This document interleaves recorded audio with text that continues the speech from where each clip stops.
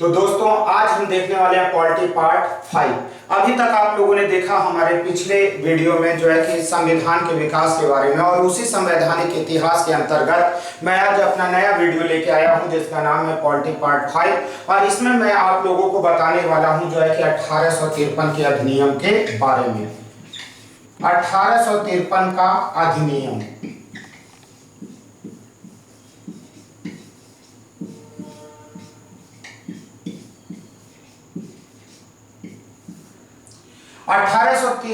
1853 का जो अधिनियम आया, इसके पीछे सबसे बड़ा रीजन उस समय था कि उस समय हमारे 1853 के अधिनियम के द्वारा भारत में स्थित जो कंपनी थी उस कंपनी के प्रतिक्रियावादी शासन के विरुद्ध जो है कि एक मांग उठाई गई थी। और यहीं पे लॉर्ड डलहौजी, तो दो रीजन बनते हैं इस अधिनियम को लाने का कि पहले जो है कि भारत की जनता जो कंपनी थी इस कंपनी की प्रतिक्रियावादी नीति के विरुद्ध मांग करना शुरू की थी, और दूसरा था कि इस समय लॉर्ड डलहौजी थे, लॉर्ड डलहौजी ने कंपनी के प्रशासन में सुधार की बात की।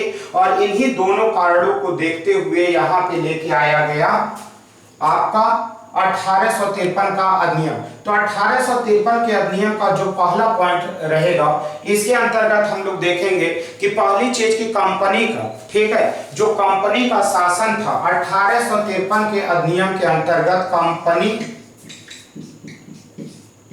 शासन के विरोध में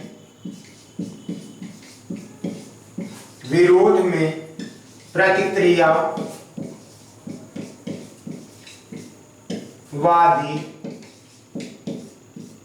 मांग। और दूसरा यहीं पे हमारे जो भारत देश का उस समय गवर्नर जनरल था और जिसका नाम था डलहौजी, लॉर्ड डलहौजी,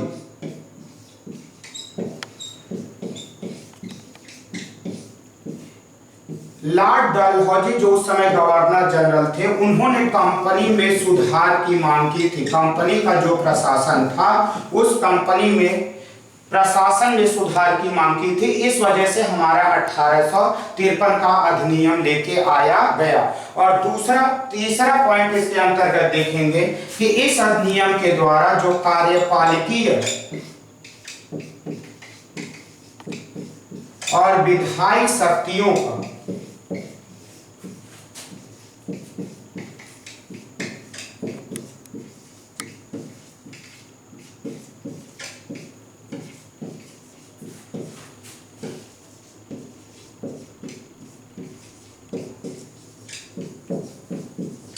देखिए, ये जबरदस्त पॉइंट है जो है कि हमेशा एग्जाम में पूछता है। कार्यपालिकीय और विधायी शक्तियों को अलग किया गया। अभी तक क्या थी? अभी तक हमारे भारत देश की स्थिति ये थी कि जो व्यक्ति भारत देश के लिए नियम कानून बनाता था, यानी गवर्नर जनरल, वही नियम कानून भी लागू करता था। इस वजह से इसमें विभेद नहीं किया जा सकता था कि इस व्यक्ति ने अच्छा नियम कानून बनाया या नहीं। इसीलिए निर्णय लिया गया कि कार्यपालिकी यानी प्रशासनिक और विधायी यानी जो नियम कानून बनाने की शक्ति है उसको अलग अलग किया जाए। तो अब यहाँ पे जो है कि विधान परिषदों का गठन किया गया विधायी शक्ति को बनाने के लिए। विधान परिषद, और इस विधान परिषद के द्वारा जो नियम कानून बनाया जाएगा उसमें गवर्नर जनरल की अनुमति आवश्यक थी। और दूसरा पॉइंट, और गवर्नर जनरल इसको चाहे तो वीटो भी कर सकता था। अब आप कहेंगे ये वीटो क्या था? सबसे पहली चीज कि विधान परिषद की पहली बार जो प्रांतीय लोगों को इसमें भाग लेने का मौका दिया गया। किसको भाग लेने का मौका दिया गया? प्रांतीय, ठीक है, कि मतलब प्रांत से भी लोग इस विधान परिषद में चुन के आए। वही कह रहा है कि कार्यपालिकी और विधायी शक्तियों का पृथक्करण किया गया, विधान परिषद का गठन किया गया। और इस विधान परिषद में सदस्यों की संख्या की बात की जाए तो इसमें 12 सदस्य होते थे जो प्रांतों से चुन के आते थे।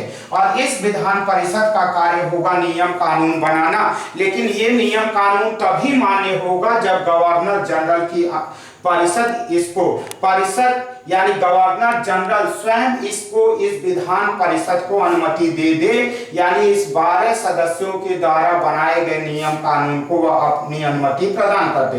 और गवर्नर जनरल चाहे तो इसको वीटो कर सकता था, यानी अगर विधान परिषद के द्वारा कोई भी नियम कानून बनाया जाए तो गवर्नर जनरल को उसको मानने या न मानने यानी वीटो पावर थी। किसके पास थी? गवर्नर जनरल, उसको वीटो पावर कर सकता था। अब बंगाल के लिए सबसे बड़ी व्यवस्था के अंतर्गत 5 नंबर पे आप देखेंगे बंगाल के लिए अलग लेफ्टिनेंट गवर्नर की व्यवस्था की गई। किसके लिए? बंगाल के लिए अलग लेफ्टिनेंट गवर्नर। बंगाल जो बंगाल होगा, बंगाल के लिए अलग लेफ्टिनेंट गवर्नर बनाया जाएगा, यानी बंगाल का प्रशासन अब अलग तरीके से किया जाएगा। और यहीं पे 6वां पॉइंट जो आप लोगों ने देखा था, विधि सदस्य अभी तक था गवर्नर जनरल की परिषद में, इस विधि सदस्य को पूर्ण सदस्य का दर्जा मिला, यानी अब वह जो है कि अस्थायी नहीं रह गया। ये विधि सदस्य अब जो है कि अस्थायी सदस्य हो गया। किस अधिनियम के द्वारा? 1853 के अधिनियम के द्वारा। और अगर यहीं पे मैं आप लोगों से 7वें पॉइंट की बात करूं तो यहाँ पे जो है कि निदेशक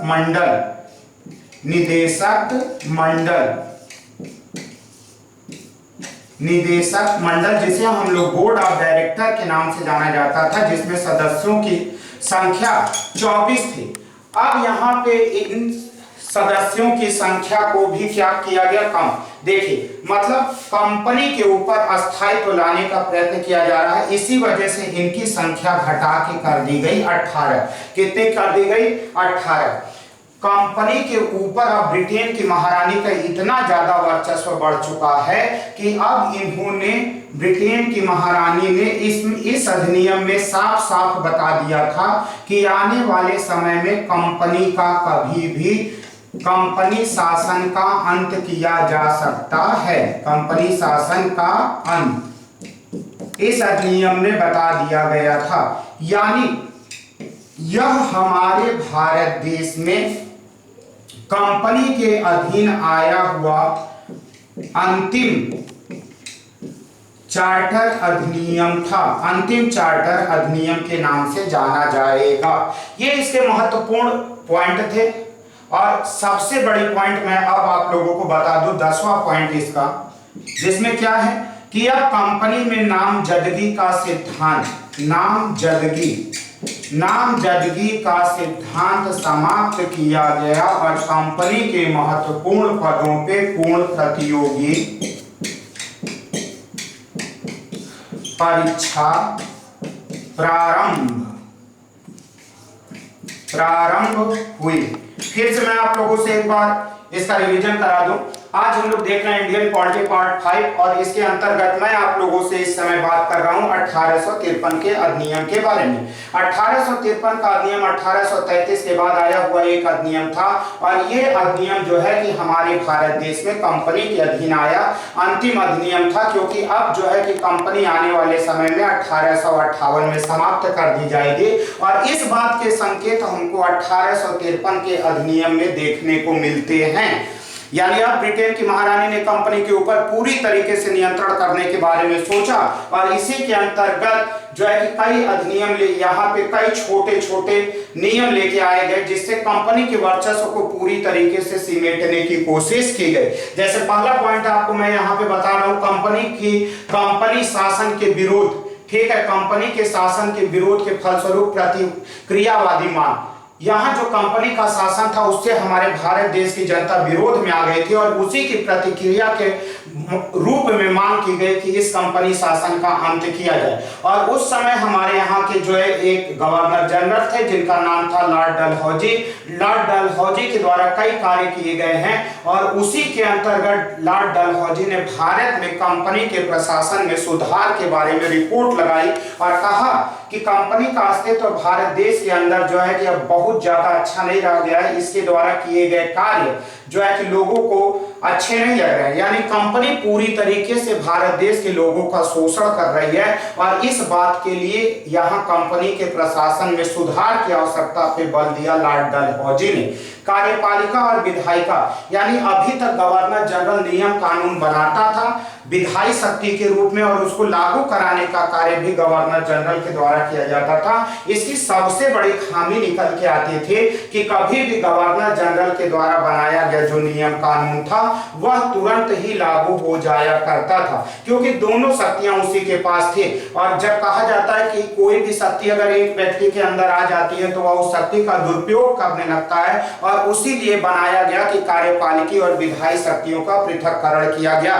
मतलब विधायी शक्ति, आपकी जो विधायी शक्ति है, विधायी शक्ति दी गई किसको दी गई? विधान परिषद को दी गई, यानी नियम कानून बनाने की पावर डाल दी गई विधान परिषद के हाथ में। लेकिन इसके ऊपर एक निर्बंधन लगाया गया, एक रोक लगाई गई कि गवर्नर जनरल की अनुमति लेना आवश्यक है, और अगर कोई ऐसा मामला है जिसमें गवर्नर जनरल को लगता है कि यह कार्य नहीं होना चाहिए तो भले 12 सदस्यों की विधान परिषद ने उसको पास कर दिया हो, लेकिन गवर्नर जनरल अपनी वीटो पावर का उपयोग करके उसको रोक सकता था।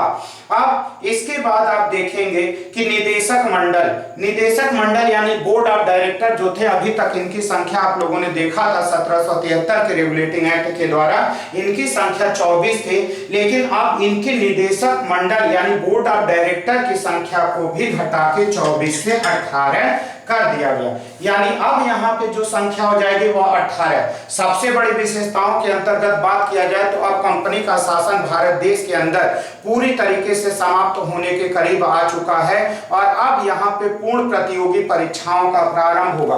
पहले जब अंग्रेज आए थे तो शुरुआत में अंग्रेजों के यहाँ काम करने वाले लोगों की संख्या थोड़ा कम थी, तो अंग्रेजों ने एक रजिस्टर बनाया था जिसको कहा जाता था पहले आओ पहले पाओ, जिसको हम लोग पहले आओ पहले पाओ के नाम से जानते थे। लेकिन अब वक्त में बदलाव आया और अंग्रेजों के पास अब काम करने वाले लोगों की संख्या जब बढ़ने लगी, लगातार बढ़ने लगी, तो यहाँ अंग्रेजों ने नामजदगी का सिद्धांत यानी पहले आओ पहले पाओ की नीति को समाप्त कर दिया और कंपनी के महत्वपूर्ण पदों पे पूर्ण प्रतियोगी परीक्षाओं का प्रारंभ किया। ये नियम कानून चलता रहा, और इसी नियम कानून के बाद अगला नियम आता है हमारा 1858 का अधिनियम। लेकिन इस 1858 के अधिनियम से पहले एक हम जरा सा क्रांति देखेंगे जिसे हम कहते हैं 1857 की जबरदस्त क्रांति, भारत स्वतंत्रता संग्राम का वह आंदोलन जिसके फलस्वरूप आने वाले समय में हमारे भारत देश के इतिहास में बहुत बड़ा परिवर्तन आएगा। और इसी के बाद हमारा आएगा अगला अधिनियम 1858 का। तो दोस्तों ये जो दोनों अधिनियम होंगे ये मेरी अगली वीडियो में होंगे, और इस पूरे सेगमेंट को देखने के लिए आप मेरे चैनल को सब्सक्राइब करना ना भूलें, और मेरे चैनल का नाम है GS Spark by Shashi Bhushan Singh.